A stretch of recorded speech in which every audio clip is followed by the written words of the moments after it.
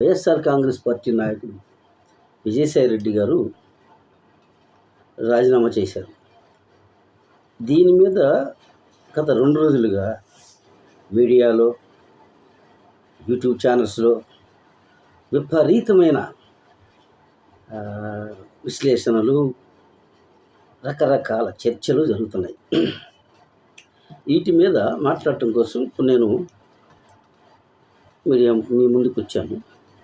ముఖ్యంగా విజయసాయి రెడ్డి రాజీనామా అంత ఆషామాషిగా తీసుకునేదేం కాదు. అది ఒక సంచలనమే. రాష్ట్రంలో జగన్మోహన్ రెడ్డికి విజయసాయి రెడ్డి బంధువు కాదు, కానీ అంతకు మించి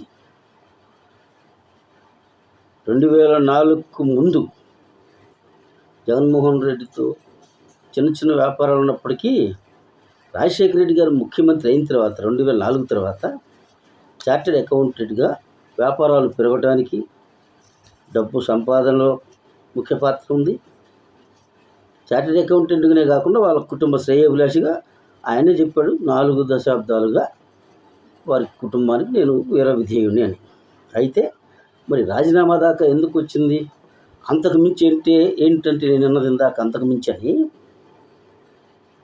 జగన్మోహన్ రెడ్డి గారికి గత 20 ఏళ్ళుగా దాదాపుగా అత్యంత సన్నిహితుడిగా దగ్గరగా మెలగటమే కాకుండా ప్రతి దానిలో కూడా జగన్మోహన్ రెడ్డికి నీడలాగా, జగన్మోహన్ రెడ్డి ఏది చేసినా అది మంచి కానీ చెడు కానీ,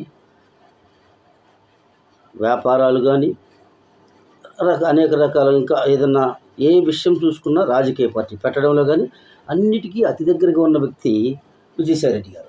అయితే సడన్గా మరి రాజీనామా ఎందుకు చేశాడు? ఇంత సన్నిహితమైన వ్యక్తి, ఇంత ముఖ్యమైన వ్యక్తి. కొంతమంది చాలామంది అనుకునేది ఏంటంటే వాళ్ళిద్దరికి ఏదో తేడాలు వచ్చినాయి, అందువల్ల రాజీనామా చేసి పార్టీ నుంచి పక్కకు పోయాడంటే అది కూడా కొట్టిపారలేము. ఎందుకంటే మనం ఒక చిన్న ఉదాహరణగా నేను చెప్తాను.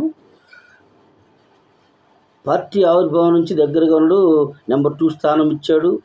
ఆయన కేసుల్లో కూడా నెంబర్ 2నే, అలాగే పార్టీలో కూడా నెంబర్ 2 ఆయనే.